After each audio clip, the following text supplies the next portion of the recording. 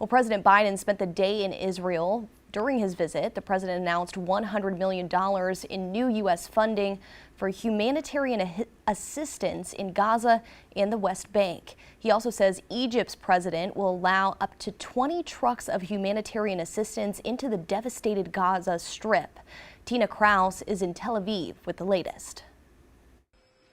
President Biden embraced Israel's prime minister and comforted Israeli families grieving after the terror attacks that set off a war with Hamas. Like the United States, you don't live by the rules of terrorists. You live by the rule of law.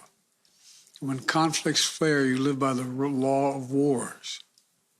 What sets us apart from the terrorists is we believe in the fundamental dignity of every human life. The president spoke of Hamas's gruesome October 7th assault that left more than 1,400 people dead in southern Israel. Scores of innocents, from infants to elderly grandparents, Israelis and Americans, taken hostage. Children slaughtered, babies slaughtered, entire families massacred. Rape, beheadings, bodies burned alive. The president rejected Palestinian accusations that it was an Israeli missile that killed hundreds of people yesterday at a crowded Gaza hospital.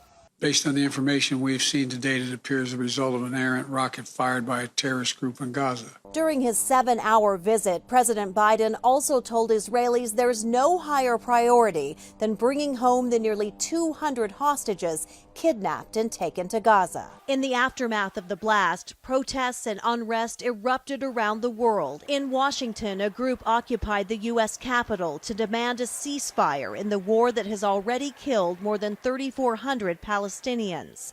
Many protesters were handcuffed and escorted out of the building. Tina Kraus, CBS News, Tel Aviv. The White House announced that President Biden will address the nation tomorrow night to discuss the U.S. response to Hamas's attacks against Israel and Russia's ongoing war against Ukraine.